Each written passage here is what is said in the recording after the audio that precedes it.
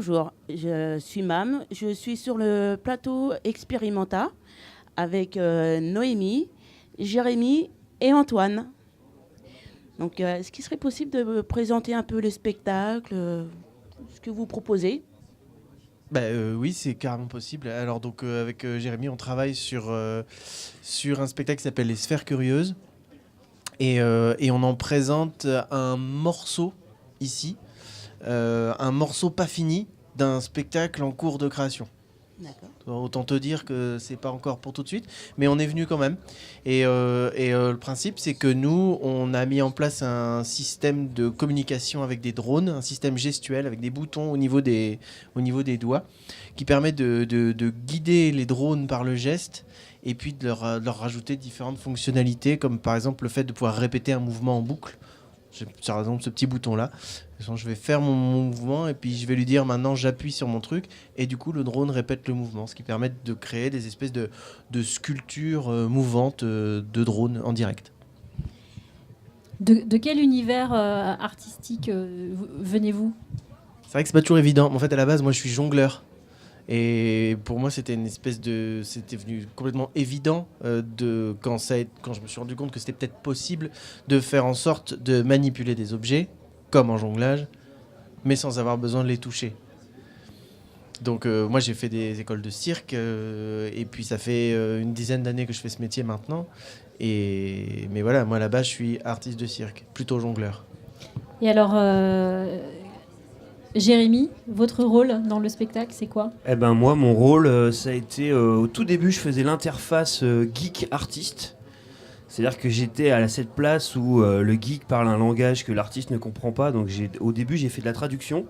Bon, petit à petit, quand même, Antoine, il apprend. Et donc, il n'a plus besoin de passer par moi. Mais moi, après, sur le spectacle, je participe à la création de la bande-son. Et puis toute la régie classique, c'est-à-dire son et lumière, scéno, tout ça.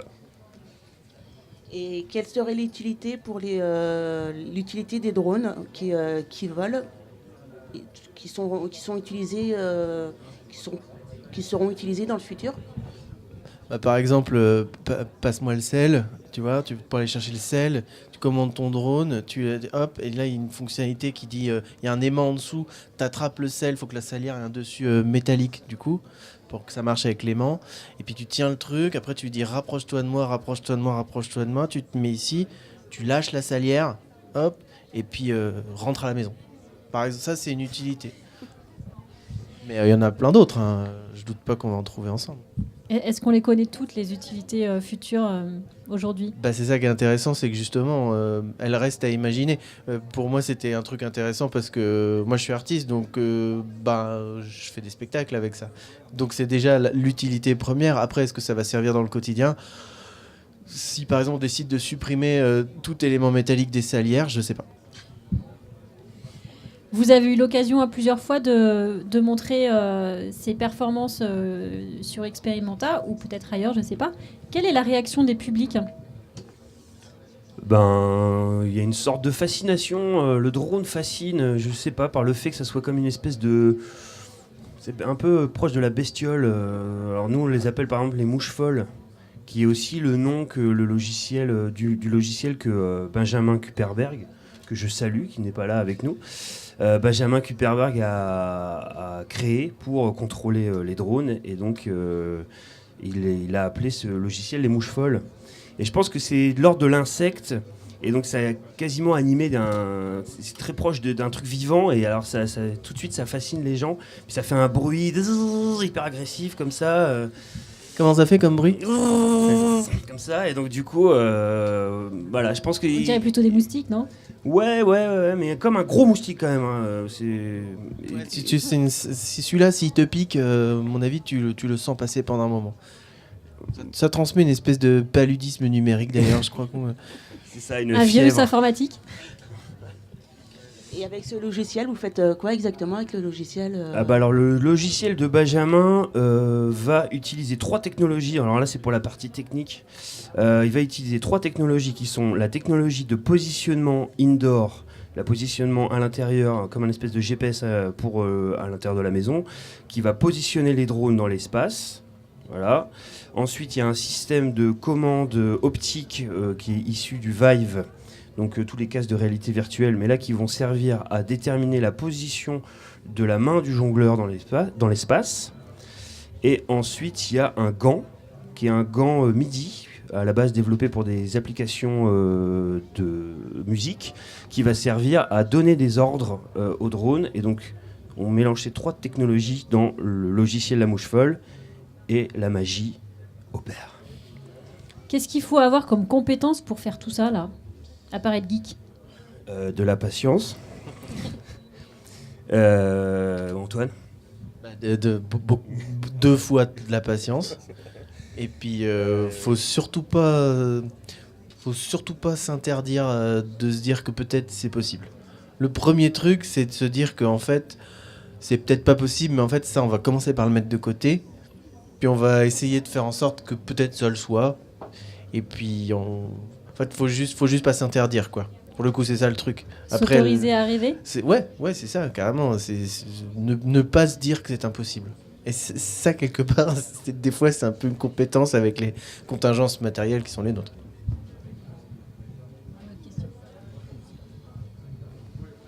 Vous êtes prêt pour votre performance? Bon, ouais, disons qu'on a déjà fait 5. Est-ce que c'est de l'improvisation? Ou est-ce que c'est tout calé? Ah non, c'est pas calé. Donc Pas c'est calé. vraiment Non. que de l'improvisation, de l'impro. Ça se fait, si tu veux, à force de le faire. Là, par exemple, on l'a fait 5 fois. Du coup, il y a des trucs qui se calent au fur et à mesure. Mais clairement, là, sur celle de 18h15, on va essayer un truc qu'on n'a pas encore fait. Donc vous Waouh, allez, vous vous me allez donnez vraiment envie. improviser le spectacle. Bah, disons qu'il y a une part d'improvisation et quelque part de réécriture en live parce que le système permet cette liberté-là. Ouais. C'est autant un outil d'écriture du fait que ça soit du live, c'est autant un outil d'écriture qu'un outil de représentation. Parce que, en fait, on peut peut-être quand même insister sur ce point-là, mais toute la qualité du travail qu'on essaie de faire, c'est d'essayer de faire du contrôle direct. Et c'est-à-dire qu'en fait, il y a des gens là, en ce moment, qui font des trucs avec des drones, par exemple, sur des scènes, mais c'est tout automatisé. Ils appuient sur play, et ensuite le truc se fait, et voilà. Et puis il y a un gars au milieu, et puis qui fait ouais, comme ça et tout. Là, c'est pas le cas. En fait, si Antoine, il fait rien, le drone, il fait rien non plus. C'est vraiment du contrôle direct. Donc, ce qui donne ensuite la possibilité à Antoine, encore une fois, de pouvoir improviser ce qu'il veut au moment où il veut. Et qui est la liberté du spectacle vivant, quelque chose qu'on recherche et auquel on tient. Voilà. Et en fait, plutôt que de chercher à machiniser l'humain, nous on a cherché à humaniser la machine. D'accord. Et c'est un peu l'inverse c'est le postulat inverse d'autres créations effectivement comme celle dont parle Jérémy. Très bien. Ça donne envie, non? Oui, ça donne envie d'aller voir le spectacle, oui. D'aller découvrir. Franchement, c'est pas loin. Vous allez tout droit par là. Ouais. Au rond-point, vous allez tout droit. Après, au feu, vous allez Après, tout droit. il y a un arbre. Et après, voilà. Et après, l'arbre, c'est nous. Donc c'est pas loin. Juste avant de conclure, vous disiez que c'était un extrait d'un spectacle futur. De quoi va-t-il s'agir? Il va s'agir d'une espèce de pot pourri de création jonglerie augmentée. C'est-à-dire qu'on va... Bon, on va le mettre dans le dossier. On va autant utiliser un système de jonglerie télékinétique qu'un système de dessin holographique du jonglage. Donc ça, on est venu le présenter sur la dernière édition d'Experimenta. Donc on a des balles de jonglage classiques, et moi je suis en train de jongler avec ça. Sauf qu'il y a une caméra qui repère le mouvement des balles et qui du coup dessine le mouvement des balles sur un écran. Alors, parce que du coup le jonglage, souvent ça va vite, on comprend pas ce qui se passe. Enfin, même moi en tant que jongleur, des fois je me dis qu'est-ce qu'il a fait lui ? Je sais pas, je vois pas en fait, ça va trop vite. Alors que là, oui pardon, je le mets. Et ben, sauf que là du coup on peut vraiment voir le chemin graphique de l'objet. Donc ça par exemple c'est un des... Et puis ça après on le projette de manière holographique, donc on voit pas l'écran, les traces flottent un peu dans l'air.